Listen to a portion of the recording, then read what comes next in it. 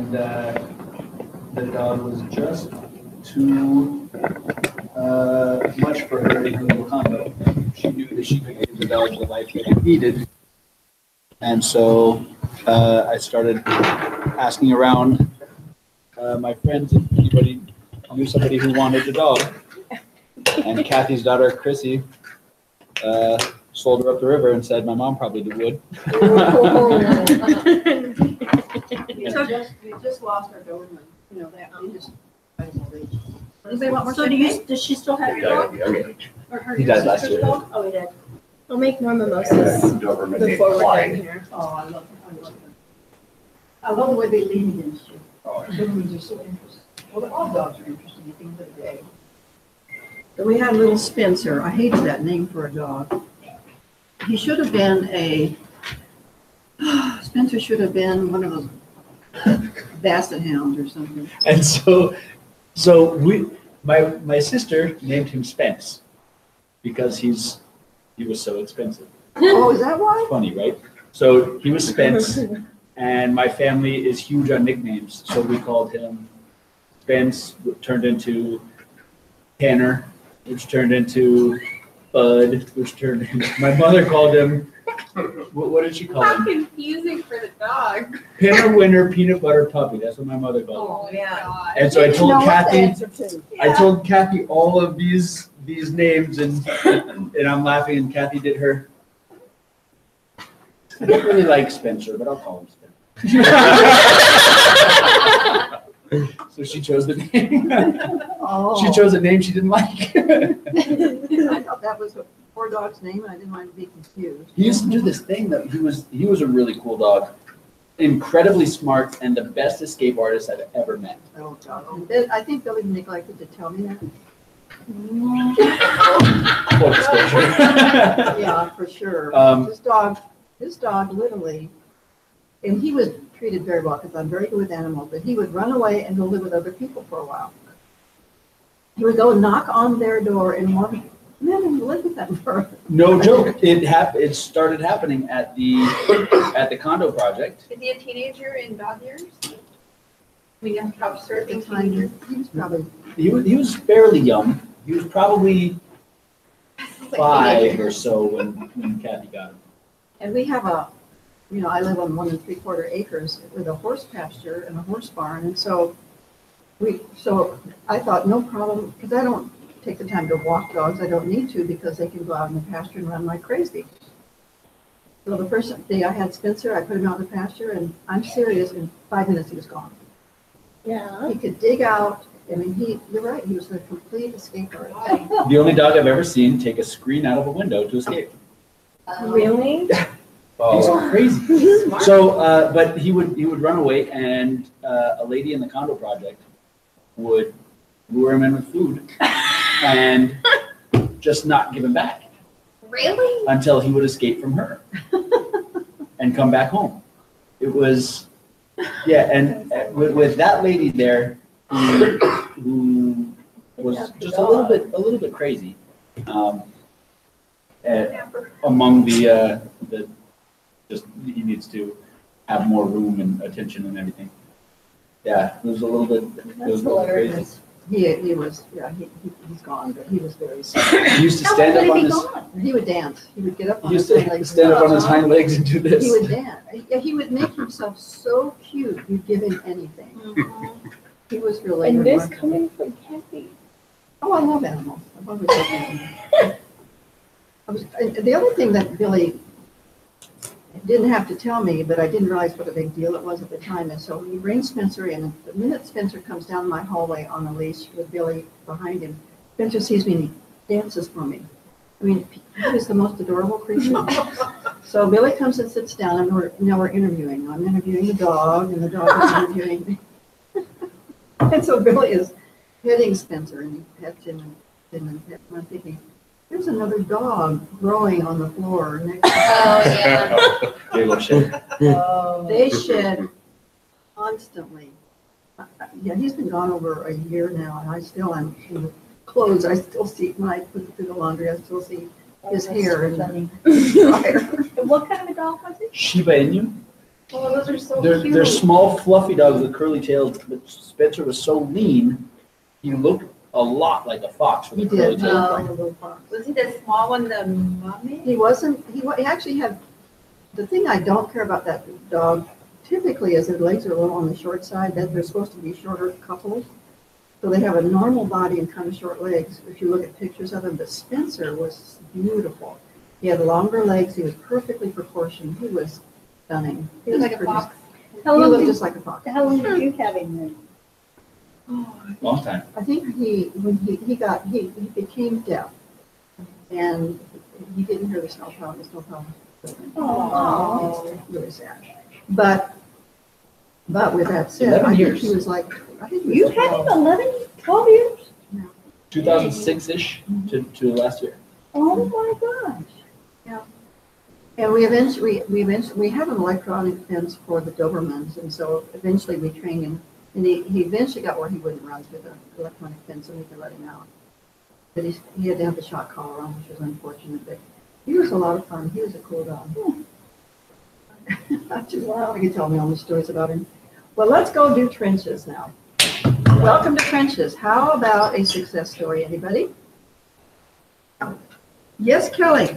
Remember my little Yeah. Haitian guy that we got along for? He closes on Thursday. Oh, no. Yay! Price range. And, 140.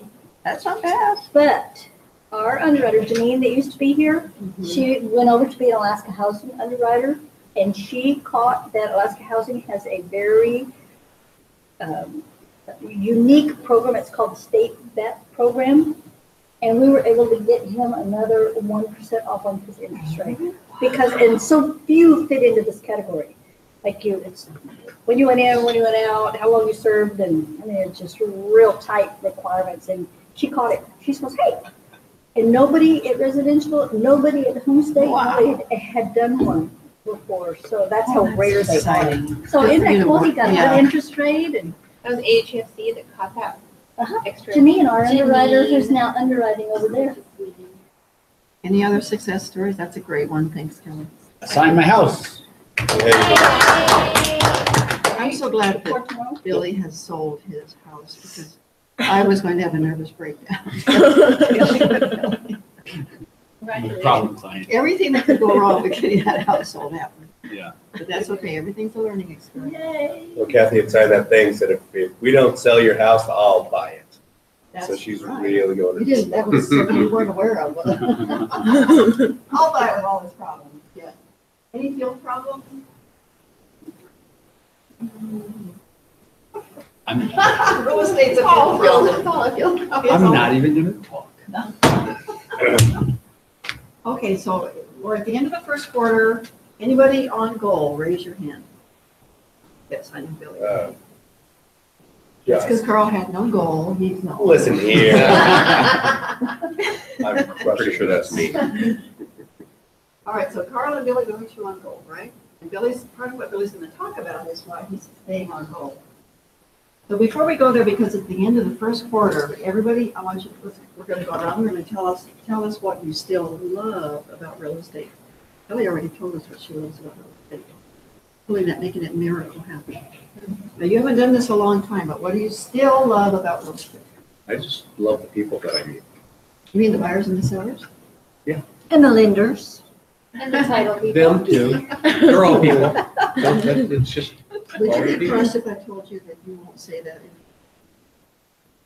Well, No, don't say that. Really? I was in another business for like 30 years and that probably happened. So no. Yeah, you'll find you don't love everybody that you deal with. You still- Not everybody. you still give them the same service, have same quality, honest service. Or what do you still love about real estate besides working with me? Beyond that, Free cheese is a plus. anything else? Yeah. I like teaching. I like teaching people about the home buying process, first time home buyers, or even experienced ones who think they know everything, but they have to fix their attic, so ha. Oh my goodness. So teaching in spite, I guess. That's comforting. Teaching and what? spite. In spite. And spite. Teaching and spite, okay. I still love solving problems. Anytime anybody has any weird title questions, I get an immense sense of joy solving their problems. It's really weird. But that's what I love about real estate. That makes sense. What do you still love about Rose? I still, like Brian, we're still in the newish stage here. I'm enjoying being surprised by how wonderful people in real estate are still. The realtors? Realtors. Because there's the real stereotype out there before you go into real estate about realtors, that they're a certain way. And I've been pleasantly corrected. I think that actually, I think the industry's changed. I think years and years ago, realtors thought it was a war. Yeah. You go into contract with another on a transaction, now your job is to beat the other realtor up. I'm going to beat you up. I've Right. heard this before. People, realtors say, I'm going to beat them up. And I'm like, oh, No, God, it's I got don't to know. be a collaborative effort. Yeah. And it It's has still come out to there. that. I talked to a lady last week in my car, and she said her mother was looking for property, and that she had been dealing with 2 realtors, and both of them she was unhappy with because they were pushy. Well, there's a few still out there. Yeah. I think you two also are new and you have landed in a good home. Jack White realtors Yeah. are warm and engaging and caring. Yes. And so you started in a good place. You will, I agree with Kathy, you're going to meet the ones that They care aren't going to be as nice. and educate people, and I'm happy to teach you. Nobody's told me that the first thing I say is, "Are you going to buy a house today?" You lost me. That's what they say when you go on a car lot. Are you going to buy a car today? That's the Oh. first thing they ask you. He hasn't been at one of our classes yet, then, with your other things. Yeah, we'll do that. We'll get Well, it. yeah, okay. There's a variation of that in real estate. There is a variation, but it's a very pleasant, subtle, open the door variation, yeah. Kelly, why do you so love real estate? You know, you told us already. Yep, Is anything else you want to share? I think a combination, I think like Chelsea said, I love my puzzle, of putting my puzzle together and structuring a loan. And then 2, people, you know, I meet the most amazing people. Amanda, do you still love real estate? No, I hate it. Range. No, I'm kidding. What do you still love about it? No, I still love helping people. On Friday, when that guy's jaw just about fell off his face, it made me all warm and fuzzy inside, knowing that he was going to be getting a good service. You know, that we weren't going to come in and beat him up, but yeah, I mean, really, I still love real estate itself. I still love helping people. I still love that feeling when you hand your home buyer their set of keys and their face just lights up and it's like the 4th of July. What we do is so important to people. And really, so many people think they can do this themselves. I don't think so. Mm-hmm. Yeah, I had sold real estate here in Houston for at least 15 years. When I came back up here, I wasn't sure I wanted to get back in the business because it's so time consuming. Kind of eat your lunch if you really do it full speed ahead. But I had all these years of experience. I had lived in Alaska. When it was time to buy a house, the first thing I was going to do was call a realtor. I would never have thought of trying to do it myself, even though I have 15 years of experience, because there's so many other things I wouldn't have known about buying in Alaska, for example. Mm-hmm. You still love real estate, really? I do. Why? I don't know. Just stupid, I guess. This is the first. This is my first time having a career.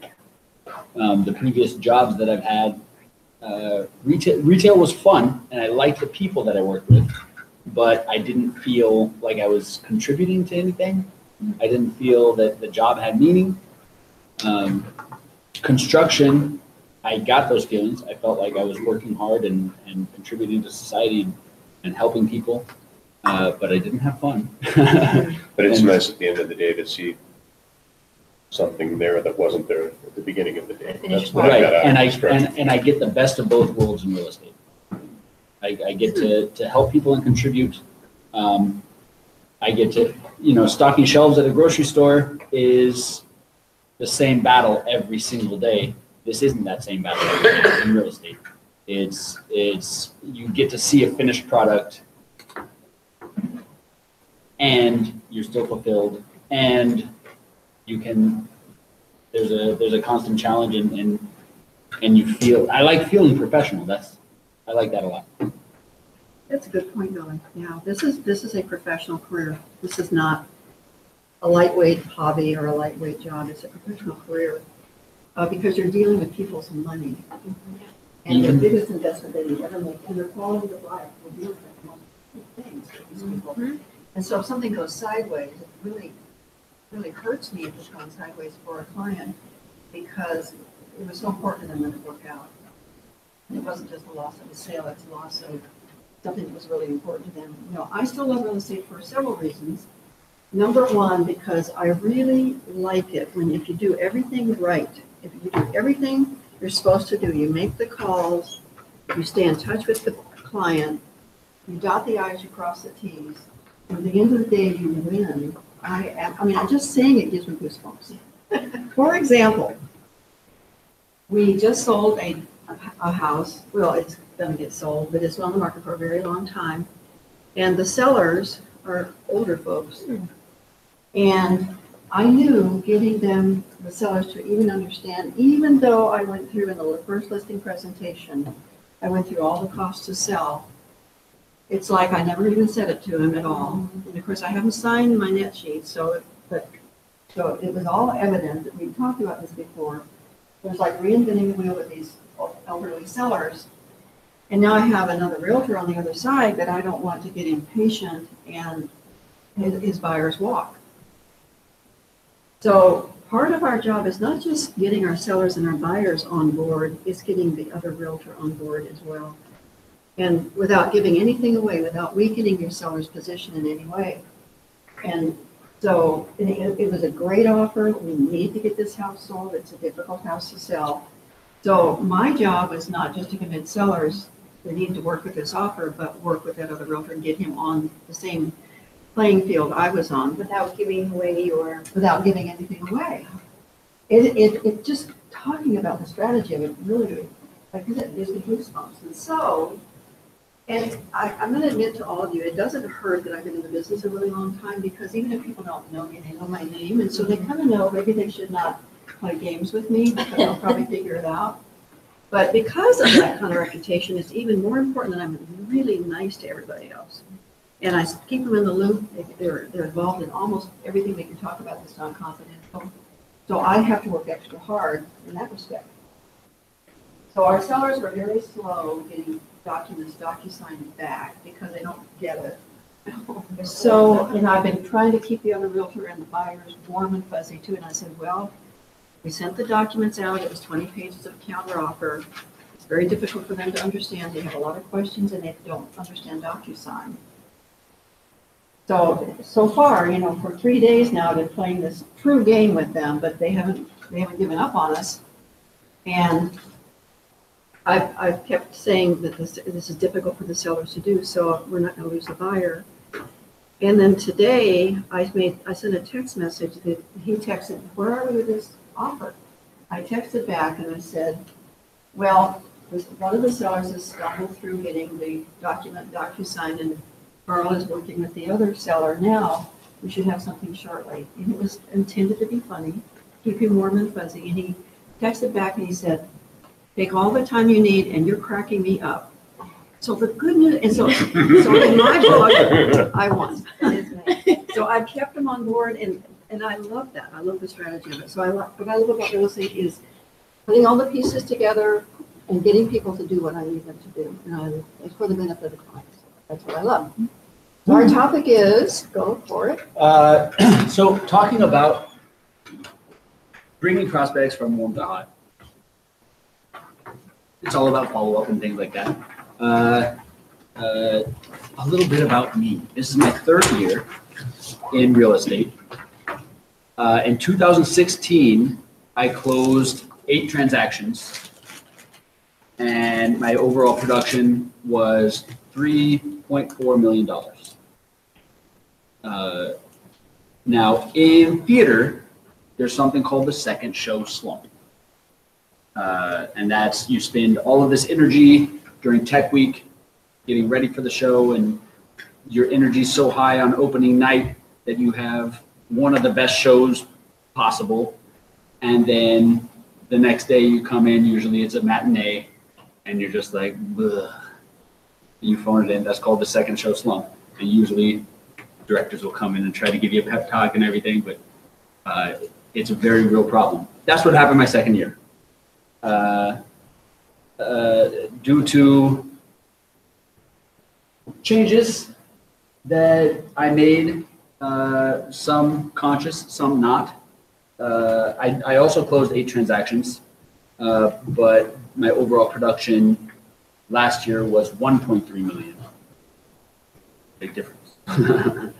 Then this year, by April 27th, I will have closed 8 transactions in the second quarter, so I'm well on my way to my goal. And no, thank you. That's applause for that. Amazing. And I will have doubled my production from last year.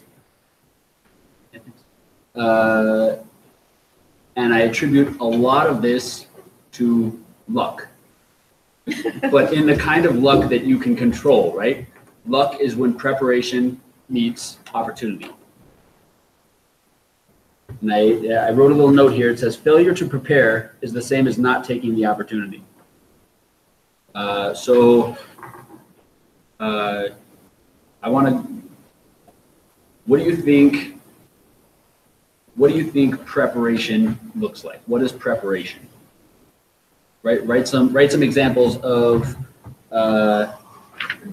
what it means to be prepared. You want us to brainstorm on the paper? Yeah, just write like 3 examples, and then we'll just talk about them. What? Sorry, failure to prepare is the same thing as not taking the opportunity. Correct.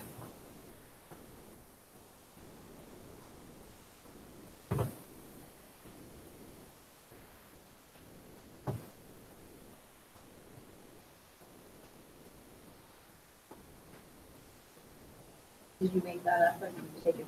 No, I made that up. Did you? Mhm. That's a good quote. Hey, thanks. I like it.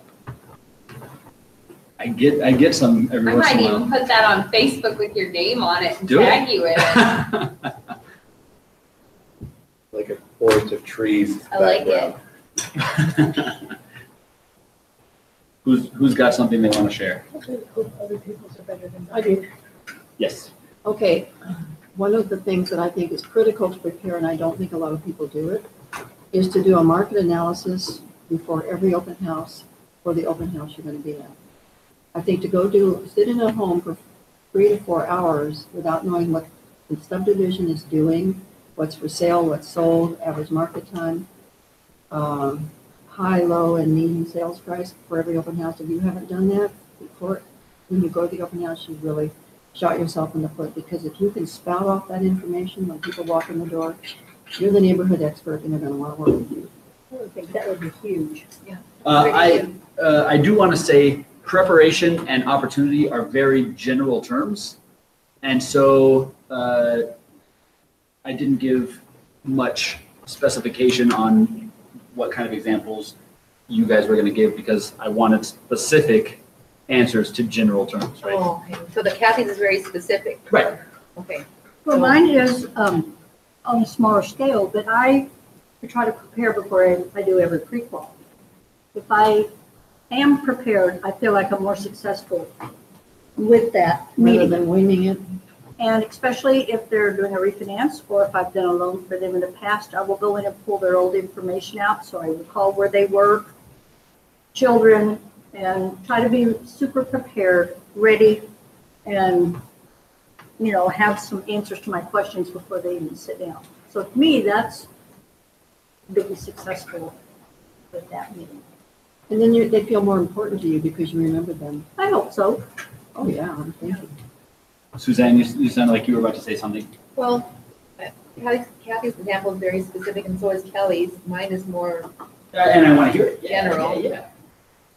same as follows in with Kelly's and Kathy's also. Just making sure you know the person's name before you talk to them. Knowing how to spell it, their name, and Great idea. just yeah. simple things like that. Have it their information handy, and if you don't have all the information, ask them for it, because after you have the phone with them, you won't get a chance again. It happens all the time. Exactly. You don't get that chance to find out.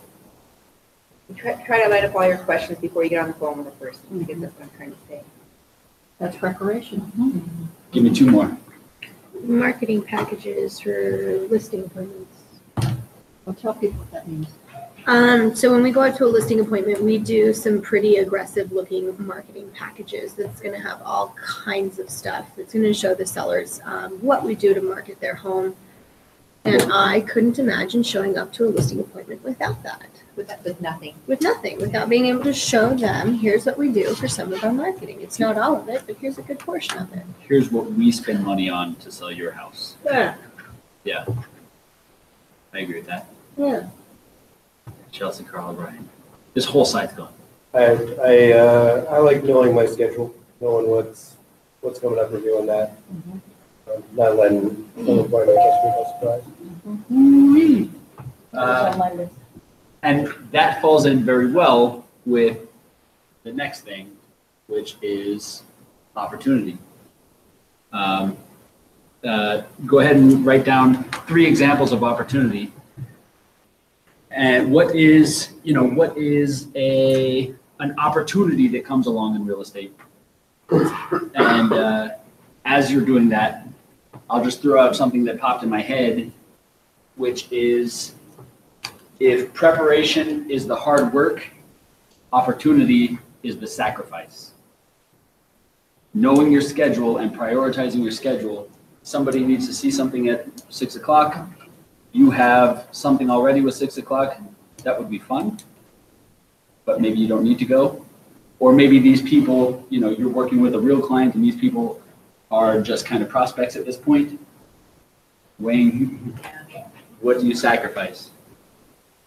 Giving up the last half hour for time to come to the meeting. Just That's sacrifice. that's why you have your phone handy and anytime everybody's, excuse me. So 3, Examples of an Examples? opportunity. So Oh, yeah, go ahead. I was just going to tell you what I wrote down, but we're not there. Write it down, go ahead. I'm ready.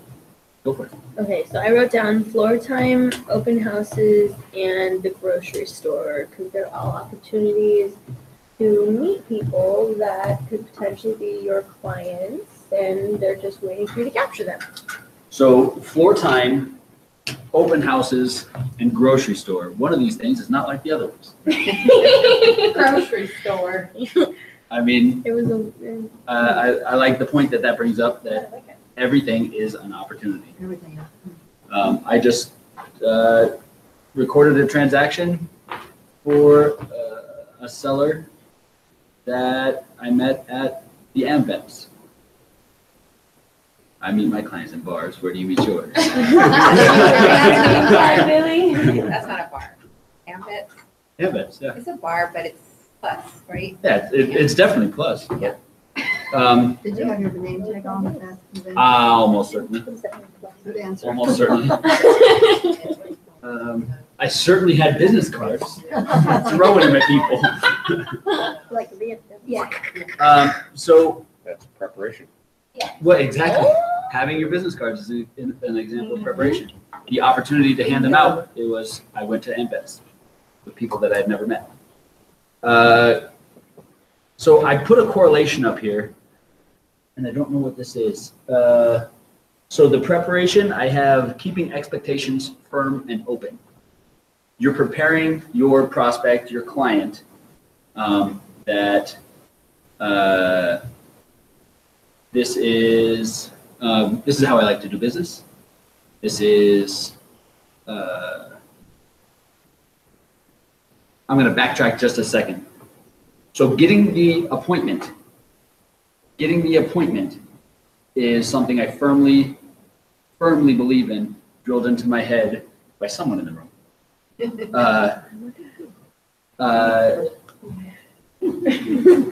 So, and at the appointment, I lay out expectations. I've had people that I know aren't ready to write an offer because of credit issues or whatever, that I set up a weekly appointment with that, okay, because they were sending me tons of properties that they wanted to go see. We Evenings, didn't have a letter. evening, weekends, correct. Evening, weekends, whatever. I said, no, look, this is your day. Thursday at 5:30 to 6:30, that's when we can view properties. If we can't get into one during that time frame, we'll go to it next week if it's still available. Because bottom line is, you can't write an offer yet. So that's a way to set up boundaries and set up expectations. Correlation to that is not getting hung up on one client, because that's a sacrifice, that's losing an opportunity. Yeah, it's all a numbers game. And you just have to figure out what your numbers are. John Wilson, who calls, who I label a lot of my theories after, who calls straight out of the phone book. I don't know if he still does. He's Mr. Big Time now. Yeah, that's. Okay. I'm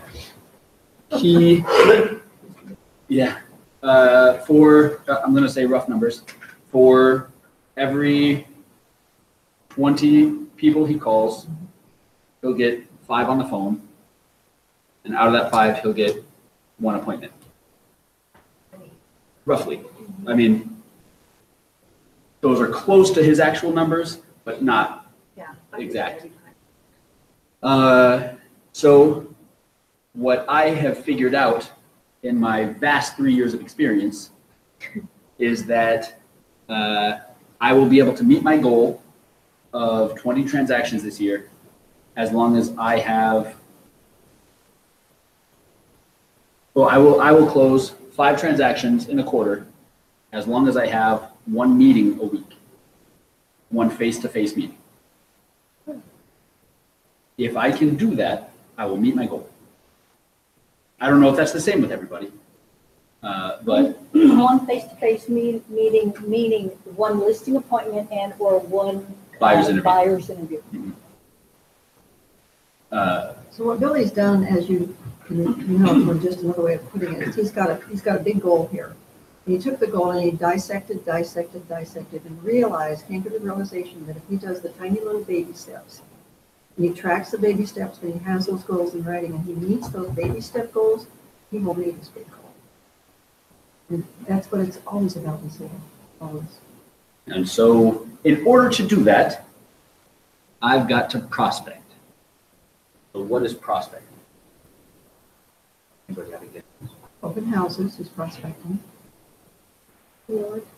Following up with your warm or not so warm leads on a regular basis. Right.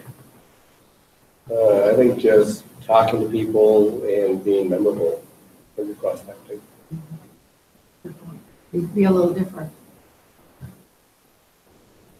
Putting your cards out, giving your cards out, not forgetting to give your cards out when you meet someone. And Sure. getting their contact.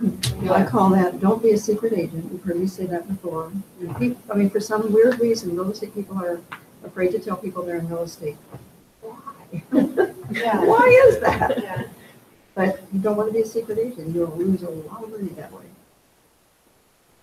Oh, I thought you were dead. So a lot of this has to do with meeting new people. And I consider that cold calling.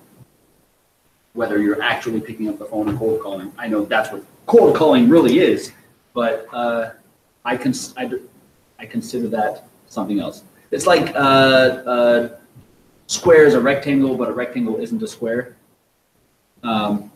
Cold calling is prospecting, but prospecting isn't only cold calling. Mm-hmm. Everybody that you know is a prospect. So Facebook, Instagram, phone calls, emails, neighborhood walks, whatever. I put down here, if you don't have a hobby, or if you don't have hobbies, you're wrong. Get hobbies. Sounds like something you would say. Take a little bit of time out to go do something fun. It'll help you unwind. But in the back of your head, ABC, right? Always be closing. That's true. Um, It gets you out of your comfort zone. Picks you up. I don't have my briefcase here today. Billy, I have something I want to mention about opportunity as well. Yes, ma'am. I call an opportunity, which is an open house, initial meeting with the seller, initial meeting with the buyer. I call it, back to theater, I call that showtime. And you want to put on your best performance. You have one shot at it. One shot to really razzle dazzle and impress people. So preparation for those opportunities is so critical, because if you're just not feeling up to it and you just do a halfway presentation of the market analysis or how you're going to market a property or how you're going to help them as a writer, if you don't razzle dazzle on that first appointment, you've lost that opportunity. And the next realtor that's maybe not even as good as you are, but knows how to at least get you the right presentation, will steal that business from you. Then you want to talk. Exactly. Raise your hand if you've had a friend go to somebody else. Oh, please. Yet. That's the worst. I don't even want to talk about it. I've got a former friend go to somebody. Yeah, exactly. Former friend. I put here that I'm lucky, asterisks. I'm lucky because I was raised here, but all of you can increase your luck by getting hobbies, doing things, and always remembering that you're a realtor looking for business. Very simple. A couple of notes that I have here about prospecting is call with a purpose. Figure out what suits your personality and what suits the other people's personality. For example, I have friends that I can call and say, what's up, man? How's it going? Tell me what's new. And I can chit chat. And then, oh, by the way, how are you doing housing wise? I have other friends that we don't talk very often. So if I call, hey, what's up? They're going to smell me a mile away and say, you're just trying, you don't really care. Even if I do, it'll seem like I don't. So some people I call up and just say, hey, look, what's going on? Can I help you in any way? Yeah. So true. May I add something to that? Please do. And I've learned everything I've ever learned, I learned the hard way too, by the way. But for the people that you want to call, that if you can't be too casual with them, sometimes if you just say, look, the reason I'm calling you today is I've got a goal in real estate. I need to sell 8 houses a quarter. I've got one more I need to sell. Who do you know that might be able to help me out? Would you be able to help me out? Do you know anybody that might have an interest in real estate? People love to help people. And they may not be his best friend, but somehow if you give them the value that whatever they could do would be valuable to you, rather than you being more important to them, they will scramble to help you. It's a miracle. Anyway, I wanted to end. I agree wholeheartedly. Be transparent. Yeah, Right. straightforward. You're surely telling them up front why you're You calling. know, can I take some of your time? I got to tell them a great story. Oh, jeez. yes. Sorry, we don't have time. So next. It has to do with transparency. That word would make me. So I never get a recruiting call because most of the brokers in Alaska know that I'm probably pretty much entrenched at Jack White Real Estate, right? Entrenched. Yeah, entrenched. Continue. So I never get a recruiting call, although I'm sure everybody on my team has been recruited 12 times. And that's okay, and it doesn't offend me because I get it. So I'm doing an open house on Sunday, and the phone rings, and this person says, hi, Kathy, this is Connie Jo Shamira, and this is a recruiting call. Oh. Now, let me explain something to you. I was so impressed at the transparency, I was ready to pack my bags and go over there. No. I'm Really? lying. Right, but the point we're making, that transparency made her, I respect her already, but that transparency made me respect her even 10 times more. We had a nice chat and it ended there. But she didn't lose me by telling me why she called me. Well, Yeah. for Connie, she wanted to get right to the point with you. Yeah. She knows you're no chit chatter. She's not a chit chatter. Yeah. And she wanted you to know immediately why she was calling. No, I don't have somebody interested in your house, or, whatever it might have Yeah. been, but and that's, Connie's very direct. But people will respect you for that kind of honesty, and I've always respected her, and the notches went up even higher, so please go ahead, I'm sorry. This brings up a kind of a cool point. There's all kinds of tools that you can use online to find out what style of communicator you are, and it'll help you identify other people's styles of communication. I don't buy into it. There's people who talk in those terms. I forget what it is. Like, I'm a yellow and this person's a green, that kind of thing. Talk about it in the sales meeting one week. Right. Yeah. It helps me be more conscious that there are other people who need to be reassured, or they hate being reassured, or whatever. There's other people with different communication styles than I have, and that just kind of it helps bring it to the forefront of my mind, and I can make a more conscious effort to Work in that. How do you know Exactly. what color they are? You just through talking. I mean, if there's they give examples all the time of, like, if every time you call they want to tell you all about their kids and they're a severe green or whatever. I don't remember the different sections. Yes. But is there a way to identify someone walking into your open house, for example, and see what kind of communicator they are? Can you pick someone off the bat? You need to have conversation with them. You need to. Well, there's body language. There's Lots of body Well, language. sure. But That's a tough one, I think, when they come in off the street into the open house and they don't talk at all, for instance. Did you ask them any questions? I'm trying to, but they're just really focused on the house. They just want to look at the house. So I'm Maybe they're blue. What you learn from that is you basically leave them alone. whatever that Right. means. Are there indicators like the kind of car they drive, or how they're dressed, or nothing? I don't think you can rely on that. You want to rely on that, but that's a mistake. And I don't Where do you live? necessarily rely on body language of someone meeting me, especially if it's the first time. Right. Somebody meeting me is you got to break down walls before you can make a fair assessment. Right. Urgency counts. Follow through right when you think about it. So if you say, oh, I forgot to call Ralph last week, I need to put him on my list for today. Find time, if you're anything like me, find time to call them right away, or email them, or text them, or Or it won't happen. carrier pigeon, or it'll keep getting put off. Urgency Carrier counts. pigeon, just call it. What's that? Carrier pigeon. Oh. We both just call it. Be genuine. I talked about this with they'll smell you a mile away, but people have animal senses they don't understand. Sniffing BS is one of them. And that's for prospecting. Google Sheets is an awesome tool that Carl introduced me to, and it's essentially Excel spreadsheets online up in the cloud, so you can access them from multiple different devices.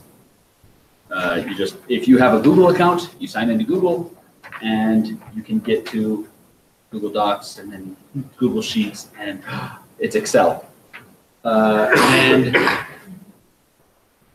what I do is I take leads or people that I have zero relationship with and turn them into prospects and fill out information about them, such as name, the last date I contacted them, are they a buyer or seller? What's the price range? What's the rank, A, B, or C? A is they're going to buy within the next 3 months. B is 3 to 6. 3 to 6. And then C is sometime eventually. Are they, this doesn't apply to everyone. Are they a team lead or our own? Where did they come from? The origin and the origin date? You always want to know where your business comes from. It's part of your tracking process. You know where to spend money or not.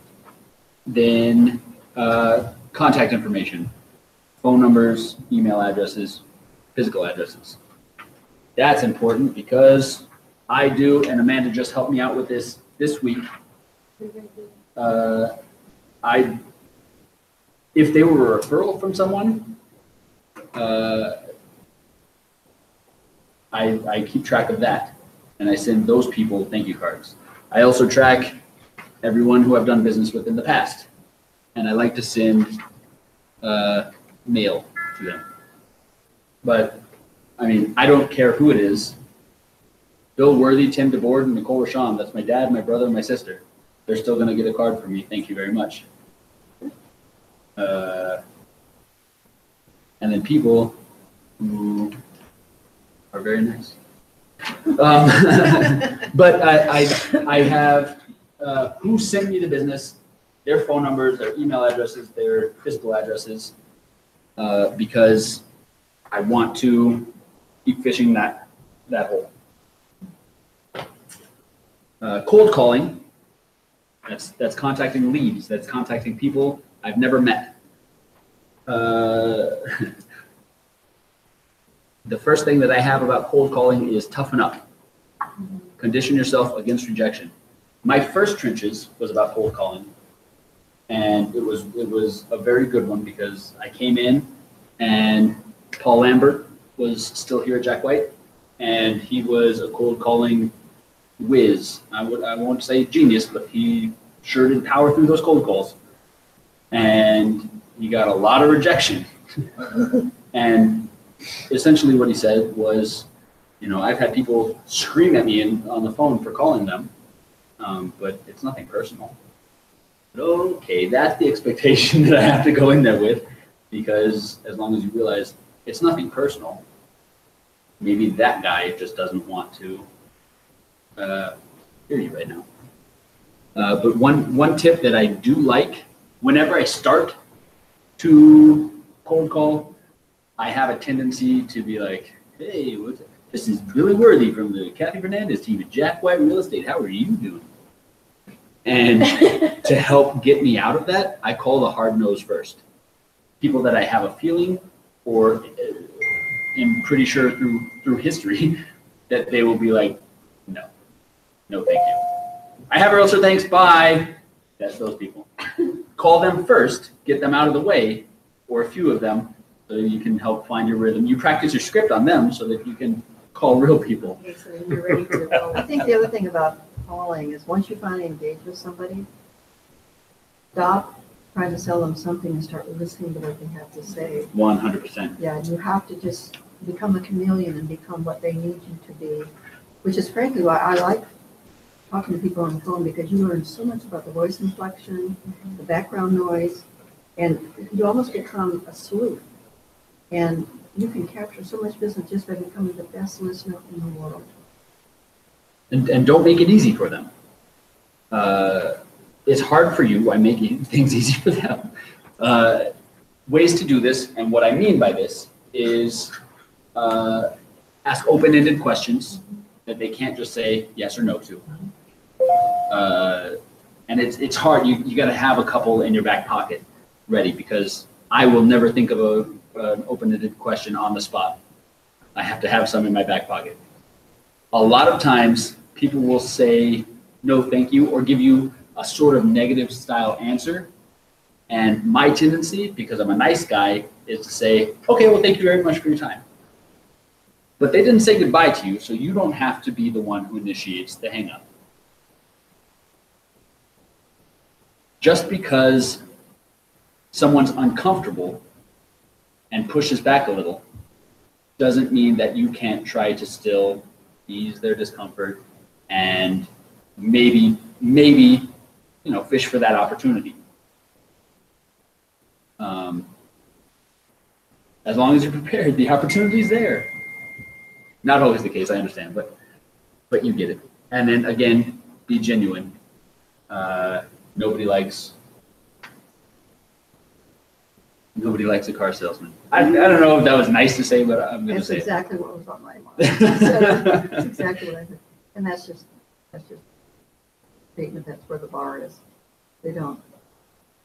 I understand not all car salesmen are like that, but there's just like there's kind of this preconceived notion of a realtor. There's a preconceived notion of a car salesman, and Well, Don't do even if the person you're calling says, I have a realtor, oh, that's great, who's your realtor?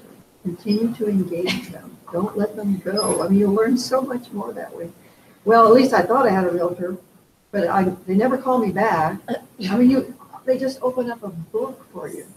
I am so sorry to hear I that. don't. What's his name? What's his name? Yeah, right. No, really? My open house. And we're going to be listing our house with them next week. Oh, that's good. Listen, had you thought about getting a second opinion on the marketing of your home and the pricing of your home? Selling a home is a really big deal. You don't want to leave any money on the table. If you'd like a second opinion, we do that for no charge. We can come out tomorrow. Would that work for you? So as Billy said, just because there's pushing back it's not a no. There's so many ways to keep that door open and get yourself in front of them. You'll love this, Kathy. My open house, my one group that I had come through, I was going to capture them all, be darned. And I got their name, their number, their email, everything, their parameters. And I'd even asked them if they were going to be if they had a realtor. No, we don't have a realtor. They were happy to pick my brain until I wanted to get them in for a buyer interview. And then suddenly they remember their real estate agent's name. And they're a family friend. And blah, blah, blah, blah, blah, blah, blah. They will not forget you. No, it just cracked me up because, they were perfectly happy to go on with conversation and Yeah. you want a commitment out of them. And then it's, I got a realtor. Well, sometimes if I hear that, we actually have a realtor and I've been already engaged with them a little bit, I have no objection to say, if that realtor ever gets out of business, here's my card. Feel free to call me anytime. Something similar. I had a realtor get really upset with me one time. Like the next day, she said, I understand you were trying to get my client's business. And, actually, I know I think about it, maybe she should have rightly upset. I think it was a Jack White real estate person who I thought was leaving the business. No. And so I said, well, you ever... Anyway, and I shouldn't have done that probably. I never captured them, whatever that's worth. So I know a lot of this kind of skirts around trying to take your warm prospects to your hot prospects, but these are things that I try to keep in mind. And number one is I kind of audit my phone. If I haven't talked to someone or emailed or texted or Facebook messaged in a week or a month, if they were lukewarm or warm, then I try to reach out to them. And my go-to, I'll give it to you, you can use it. My go-to text message is, hey, it's Billy, just checking in, seeing if I should be doing anything for you.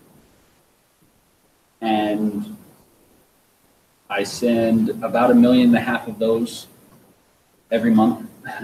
And I'll get 1 or 2 people that says, yeah, we're starting to get serious. So the follow-up is what is the most important. Please, guys, anything that you have to say or add or ask someone who knows, do it now. So, Billy, your success, and you've had tremendous success with someone so new in the business, is because you basically put all fear of rejection aside and all not necessarily going home at 6 o'clock at night to have dinner with your family. You have sacrificed, and you've consistently followed your game plan. Would you say that is why you sold so many houses year to date? 100%. Wow. How hard was that? It wasn't that hard, was it? You didn't bleed. Correct. I did not bleed. And Not from this. And you're bringing more money into the family, so the family's benefiting.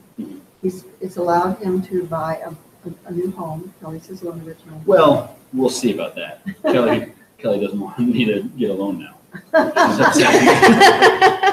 That is. Actually, Kelly, I just love the way you handled that. This is the kind of closing. You don't do this, and this. I have said sent you and Kathy emails. Right, and that's And I what was you just sitting here thinking, after we have final approval, it's still 5 days. Just so you know. Oh, God. I like to meet my 10-year deadlines. I like that too. Hound them until I get what I need. There's nothing wrong with that, Kelly. I love it. But anyway, the point of this whole message, for especially for the newer people, it's just not a hard business. The only thing that's hard is just being consistent. You have to be consistent. You have to do the same thing every single day. You have to have a game plan of what you're supposed to do, baby step by baby step, and flat do it. It opens doors. It's amazing. And then once the doors even slightly opened up, the opportunities to say the right thing, be mentally prepared, be prepared for the neighborhood. Never let an opportunity slip out of your hands ever. It hurts big time, because I have. I've done that, and I still think about the ones I lost because I didn't move quick enough, or I didn't do the right thing at the right time.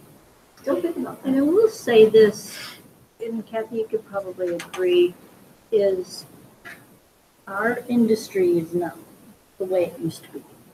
So for us, our prospecting, our opportunities are different than they were 20 years ago, 15, 12 years ago.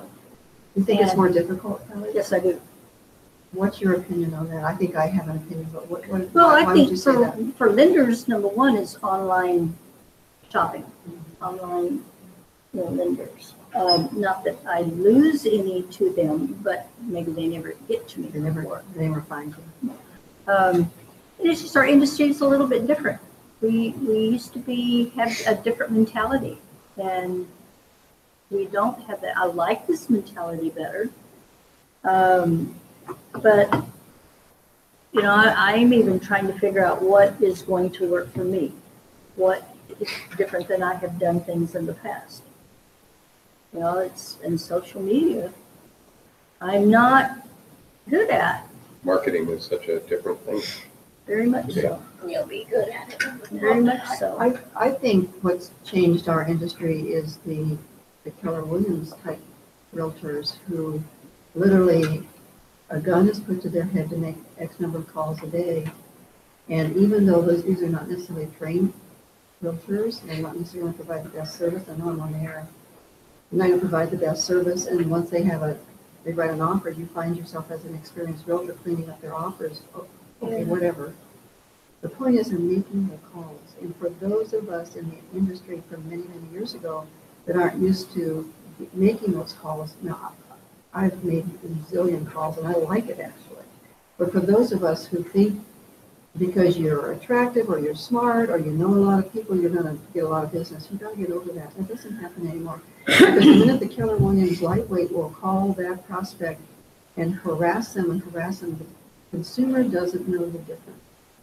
They don't know what they're getting. So in order to be in this marketplace, you have to be out there doing what Billy's doing. Well, with Keller Williams too, what I have found is you have those people sitting making the phone calls. They don't have to do this, this, and this. Yeah. You have a buyer's representative, that's all they do. They're not making the calls. So he's just handling all the buyer's transaction side of it. Then you've got the listing side of it. He's not making calls or worrying about the buyers. So they can concentrate on making those phone calls because they don't have to do the other work that we all have to do.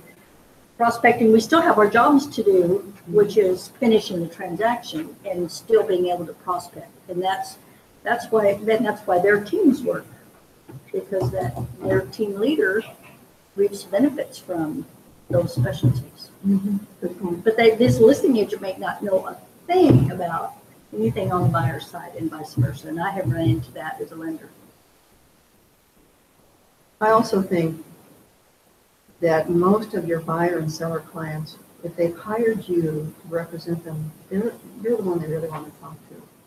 And if they're relegated to talking with people that don't know anything about their children or their motivation for selling or buying, and it's just an order taker type of clerical person, something is lost in the translation there. And back to what I love about real estate is what I love is holding the hand of that client as much as possible from beginning to end. And making sure there's no worries or fears or concerns that the clerical person handling wouldn't have a clue, and then something gets lost or dropped. A ball gets dropped. Yes, ma'am. I think something that's really important is with us doing steps 1 through 12 for our client, we're who's in their head.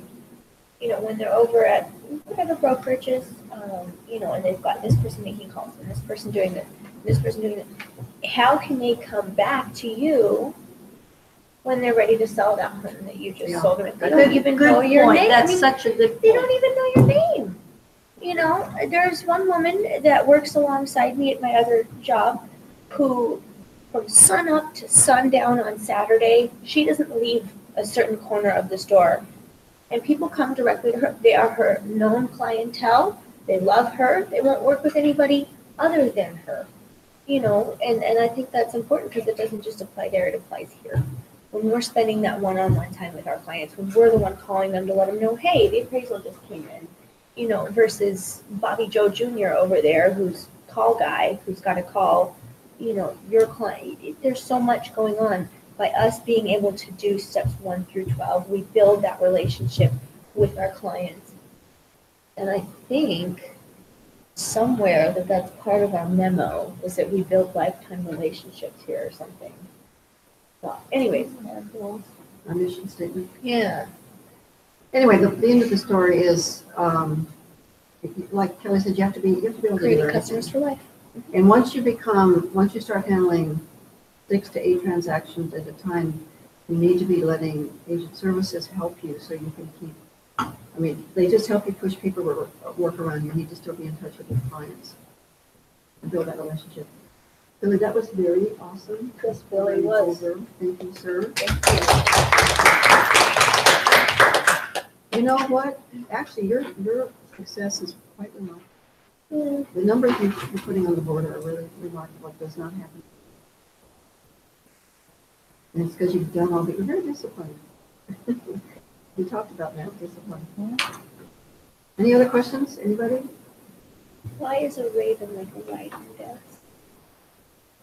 Why is a raven like a writing desk? And then the real, Did Edgar Allan Poe wonder? I'm just getting this. You said any other. Does anybody have an answer? Is Raven like a writing desk? Oh, wrote on phone. That's the That's the answer, answer. Carl. Sounds like the answer. So that's the answer. He wrote on a desk about a raven. Yeah. He wrote on a raven. Yeah. Is your answer? I'm a school teacher. I've wondered that since I was a wee little lass and I saw Alice in Only Wonderland. these 2 guys who know. I think so. I think so. All right, y'all, thank you. We have Teams Thank Forum. you. See you next Tuesday. Don't forget to get your mimosa on the way out the door. More. One for the road. No. You can take it and leave the establishment. Yes. Yes, you will. Well, we need to get more people benefited from this class. I'll get that. I'll go back to Gina until he needs some help here. Hold I on, mean- let's get off the The double double air. exit worse. I don't think that